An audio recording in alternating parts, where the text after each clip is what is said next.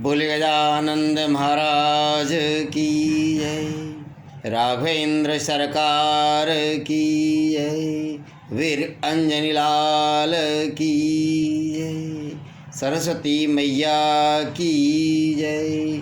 भारत माता की जय। आइए प्रिय सज्जनों, आज हम श्री रामचरितमानस के 5वें प्रसंग भाग 2 में बात करेंगे कि भगवान श्री राम जैसे ही धनुष तोड़ते हैं और माँ जानकी के साथ इनका स्वयंवर होता है, माँ जानकी उनके गले में माला जय माला डालती है और जब वह शिव धनुष टूटता है तो उसके टंकार की आवाज़ दिशाओं तक सुनाई देती है। और वहीं पर बैठे महेंद्र पर्वत पर बैठे भगवान परशुराम को भी आवाज़ सुनाई देती है, तो कैलाश पर्वत पर बैठे भगवान शिव को भी। सभी प्रसन्न हैं, लेकिन क्रोध की मूर्ति परशुराम उत्तेजित हो जाते हैं। क्रोध की अग्नि और प्रज्वलित हो जाती है और कहते हैं कि शिव धनुष को किसने तोड़ा है। वे तुरंत ही जनकपुरी की ओर बढ़ते हैं। मन की गति से भी तेज चलने वाले परशुराम, हवा में उड़ने वाले परशुराम अतिशीघ्र ही मिथिला में प्रवेश कर जाते हैं। जैसे ही राजा जनक के दरबार में प्रवेश करते हैं ना, चारों ओर सन्नाटा छा जाता है। प्यारे मित्रों, हम बात करेंगे इस 5वें प्रसंग के भाग 2 में कि किस प्रकार भगवान श्री राम ने वीरता और विनम्रता को जोड़ा। जब वीरता और विनम्रता जुड़ती है ना, तो तब एक अलग ही योद्धा पैदा होता है और उस योद्धा का नाम होता है श्री राम। प्यारे मित्रों, इस भाग में हम बात करेंगे कि भगवान श्री राम क्या कहते हैं परशुराम जी से। भगवान श्री राम परशुराम जी से कहते हैं, क्योंकि भगवान श्री राम ने अपने से बड़ों का सदैव सम्मान किया है। जब राम ने बड़ों को मान दिया और कहा मैं राम आप परशुराम, यही बात हम करने जा रहे हैं मित्रों। भगवान परशुराम क्रोधित हो जाते हैं। सभी क्षत्रिय लोग आपस में कानाफूसी करते हैं, विस्पर करते हैं। क्या कहते हैं एक राजा दूसरे राजा से, अरे अरे अरे परशुराम जी आ गए हैं, क्रोध की मूर्ति आ गई है। ये वही परशुराम है जिन्होंने 21 बार इस पृथ्वी को क्षत्रियों से विहीन कर दिया था, खाली कर दिया था। सभी लोग भयभीत हो जाते हैं, डर जाते हैं, कांप जाते हैं। और एक राजा अपने पास में बैठे हुए राजा को सांत्वना देता है, जो बहुत ही डर जाता है। उससे कहता है नहीं नहीं, आप नहीं मारे जाओगे, क्योंकि परशुराम ने वचन दे दिया है इंद्र को कि अब वे क्षत्रियों को नहीं मारे। जैसे ही भगवान परशुराम उस दरबार में पहुंचते हैं, सभी लोग उनकी वंदना करते हैं। सभी देश के भूपति उनके पास जाकर अपना परिचय परिचय देते हैं। और जैसे ही परिचय देते ना कि भगवान मैं फला देश से फला राजा का फला राजकुमार हूँ, क्रोध की मूर्ति इतने भयंकर क्रोध में थी कि वह उन्हें धक्का मार देती है और फिर अपने सिंहासन से महाराज विदेह उतरकर नीचे आते हैं। गुरुश्रेष्ठ परशुराम को प्रणाम करते हैं, अपना परिचय देते हैं। विश्वामित्र उन्हें प्रणाम करते हैं, वे सभी को आशीर्वाद देते हैं। और महाराज जनक कहते हैं भगवान आप बैठिए, आप आसन ग्रहण करिए। आज माँ, इस मिथिला की जो माँ है ना, मेरी बेटी जानकी, उसका स्वयंवर हो रहा है। भगवान परशुराम तो बहुत क्रोधित थे। वो सर्वप्रथम पूछते हैं कि जनक बताइए इस शिव धनुष को किसने तोड़ा है। जानकी माँ जब प्रणाम करती है ना, तो भगवान परशुराम सौभाग्यवती भव का आशीर्वाद दे देते हैं। विश्वामित्र उन्हें प्रणाम करते हैं। सभी वहाँ पर जो उपस्थित गुरु है वे उन्हें प्रणाम करते हैं। भगवान श्री राम को आगे पहुँचाते हैं और उनका परिचय वो जब नहीं करते हैं और दोनों राजकुमार जब गुरु श्रेष्ठ को प्रणाम करते हैं, परशुराम जी को प्रणाम करते हैं, तो परशुराम जी से कहते हैं हम आपके सेवक आपको प्रणाम करते हैं। तो परशुराम जी कहते हैं आपने आपका परिचय नहीं दिया। तो बोले कि सेवक क्या परिचय देंगे। तो परशुराम जी कहते कि सेवक, अरे सेवक तो सेवा करते हैं, आप बताइए कौन है। महाराज जनक उनका परिचय देते हैं कि आप अयोध्या के राजा दशरथ के दोनों राजकुमार हैं, आपका नाम श्री राम है और आपका नाम लक्ष्मण है। और जब भगवान परशुराम उनके इस प्रकार परिचय को सुनते हैं, फिर भी उनकी आग शांत नहीं होती है। वे कहते हैं कि शिव धनुष किसने तोड़ा है उसको मेरे सामने प्रस्तुत कीजिए, मैं उसे तहस नहस कर दूंगा। राजा जनक तुम तुरंत उसे लाइए, अन्यथा तुम्हारा राज्य नष्ट कर दूंगा। मैं वही परशुराम हूँ जिसने 21 बार क्षत्रियों का नाश किया है। जब इस प्रकार की बड़ी बड़ी बातें करते हैं परशुराम, तो भगवान श्री राम के अनुज को गुस्सा आ जाता है, क्योंकि लक्ष्मण भी बहुत क्रोधित स्वभाव के थे, बहुत क्रोधी स्वभाव के थे। लक्ष्मण कहते हैं अरे वाह परशुराम जी, हम तो ब्राह्मण देवता समझकर आपको कुछ नहीं कह रहे हैं, और आप तो जो है हमें ही कुछ न कुछ कह रहे हो, चाहे जो कह रहे हैं। हम भी क्षत्रिय हैं, हम भी लड़ना जानते हैं, हम भी धनुष उठाना जानते हैं। अरे मैंने बचपन में कई धनुष तोड़ डाले, जब तो किसी ने कुछ नहीं कहा, और इस बहुत पुराने धनुष को भैया ने तोड़ क्या दिया। आप बार बार कहते हो धनुष किसने तोड़ा। परशुराम कहते हैं यह धनुष शिव का है, यह धनुष मेरे गुरु का है। इस शिव के धनुष को तोड़ने वाले को मैं छोड़ूंगा नहीं, बख्शूंगा नहीं, माफ नहीं करूंगा। तो क्रोधी स्वभाव के लक्ष्मण भी बहुत क्रोध में आ जाते हैं। वे भी परशुराम जी से वाद विवाद करते हैं। भगवान श्री राम अनुज को समझाते हैं, आगे बढ़ते हैं। लक्ष्मण का हाथ धीरे से उनके गुरु खींच लेते हैं। लक्ष्मण पीछे आ जाओ, राम को आगे जाने दो। वही परशुराम के आवेश को शांत करेंगे।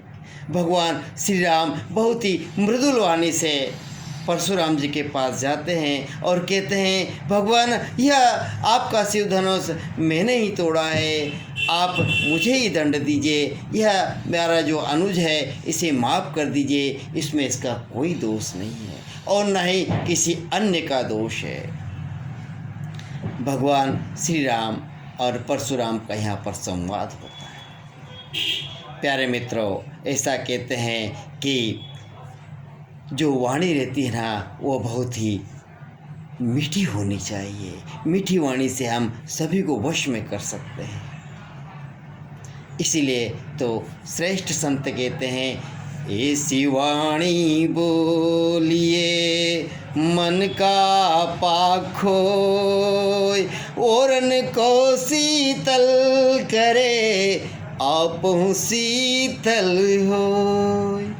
ऐसी वाणी बोलना चाहिए, मधुर वाणी बोलना चाहिए।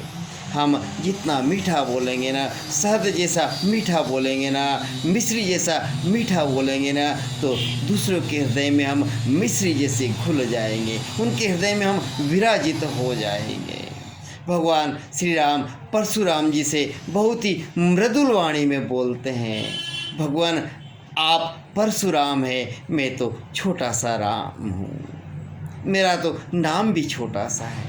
भगवान परशुराम जिस प्रकार राम की वाणी को सुनते हैं ना, तो उनकी वाणी को सुनकर गदगद हो जाते हैं मित्रों। और क्या होता है यहाँ पर एक बात और ध्यान में आती है कि अभी तक राम के जीवन में दो श्रेष्ठ विभूति आई थी, विश्वामित्र और जनक। अब यहाँ पर राम के जीवन में 3 विभूतियाँ आ गई है। अब राम का चरित्र प्रकाशित हो रहा है 3 विभूतियों के बीच, विश्वामित्र, जनक और परशुराम। प्यारे दोस्तों, यदि हम इतिहास पर दृष्टि डालें ना, विश्वामित्र जी के जीवन पर, राजा जनक के जीवन पर, परशुराम जी के जीवन पर, तो हमें 3 बातें पता होती है तीनों के जीवन से। जो विश्वामित्र हैं, आज ऋषि के वेश में हैं, वे भी राजा रह चुके हैं, उन्हें भी राजपाट का अनुभव है, उन्होंने भी शस्त्र धारण कर रखा है और शास्त्र धारण कर रखा है। प्यारे मित्रों, यदि हमें हिंदुस्तान की रक्षा करनी है ना, इस भारत माता की रक्षा करनी है ना, तो हमें शस्त्र भी धारण करना होगा और शास्त्र भी धारण करना होगा। जब हमें शस्त्र की आवश्यकता होगी, हम शस्त्र उठाएंगे, जब हमें शास्त्र की आवश्यकता होगी, हम शास्त्रों के द्वारा पूरे विश्व को ज्ञान देंगे, पूरे विश्व का मार्गदर्शन करेंगे।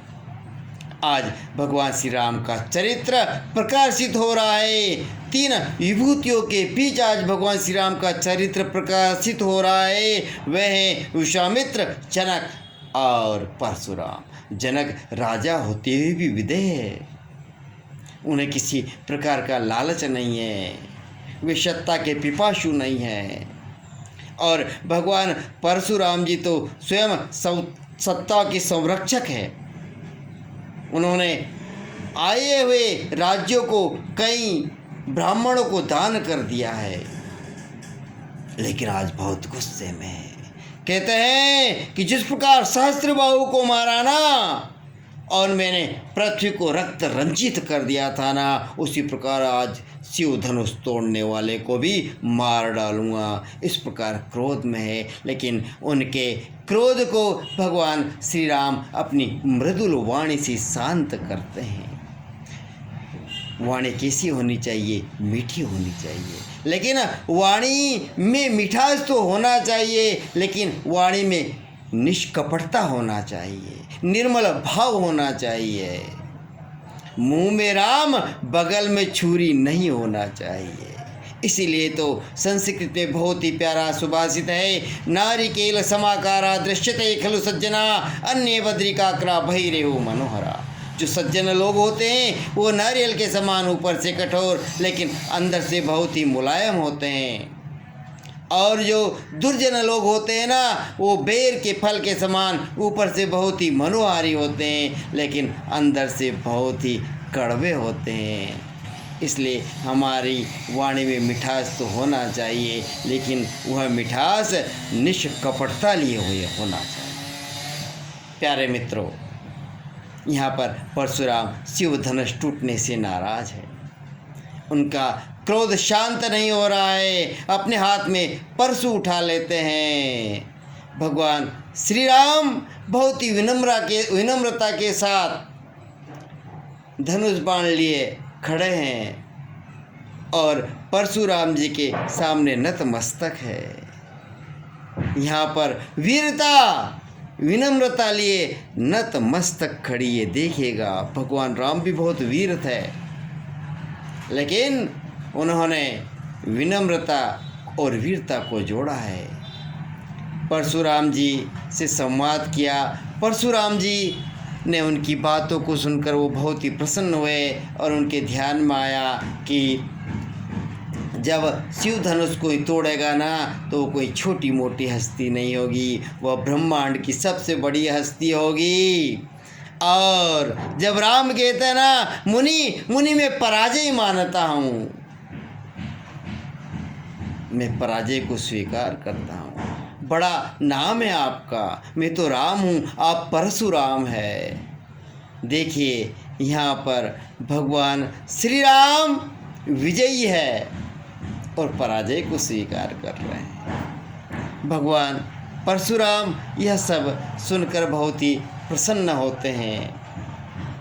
यहाँ पर राम विजयी है लेकिन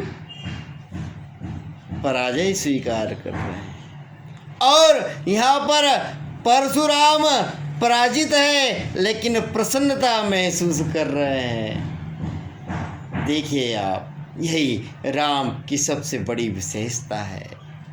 राम विजयी है, सिर झुकाए खड़े हैं। परशुराम पराजित है लेकिन प्रसन्न है। फिर भगवान परशुराम कहते हैं कि आप चाप चढ़ाइए।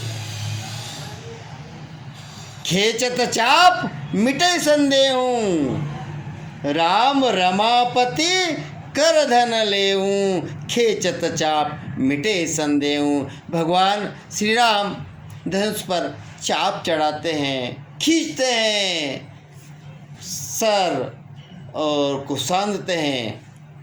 जब उनका बाण संसाधन होता है ना तो परशुराम जी से विनम्रता से निवेदन करते हैं कि आप तो ब्राह्मण देवता है, मैं आपको मार नहीं सकता और मेरा जो बाण है ना वो खाली नहीं जाएगा। अब आप आदेश दीजिए, इस बाण को मैं किस दिशा में छोड़ूं?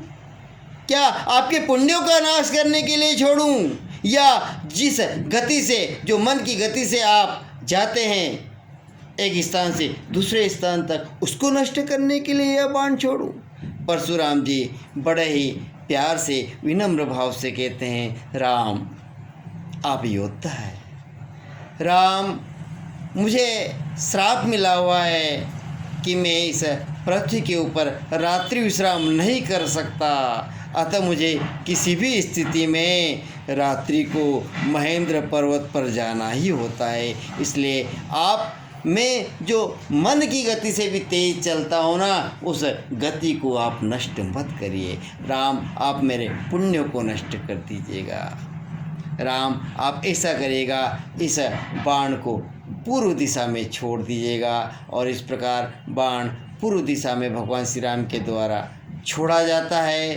परशुराम जी माँ जानकी और भगवान श्री राम को आशीर्वाद देते हैं। माँ जानकी को अखंड सौभाग्यवती भव का आशीर्वाद देते हैं और राम को आशीर्वाद देते हैं कि आपकी कीर्ति पूरे विश्व में कब तक, जब तक सूर्य रहे, शशि रहे, तब तक गुंजायमान रहे, युगों युगों तक आपकी कीर्ति, आपका चरित्र लोगों का मार्गदर्शन करता रहे। इस प्रकार का आशीर्वाद देते हुए भगवान परशुराम अपने स्थान की ओर चले जाते हैं। और यहाँ पर जो है भगवान श्री राम के विवाह की तैयारियाँ होती है। अगले प्रसंग में हम बात करेंगे कि किस प्रकार महाराजा जनक अपनी अन्य पुत्रियों के विवाह की भी बात का विचार करते हैं और अयोध्या के राजा दशरथ के घर पत्रिका पहुंचाते हैं। राजा दशरथ को परिवार सहित बुलाते हैं बारात लेकर, और किस प्रकार चारों भाइयों की शादी होती है यह हम रामचरितमानस के छठे प्रसंग में बात करेंगे। तब तक हम भगवान श्री राम का स्मरण करते रहें। जय जय सिया राम, जय जय सिया राम। सादर नमस्कार।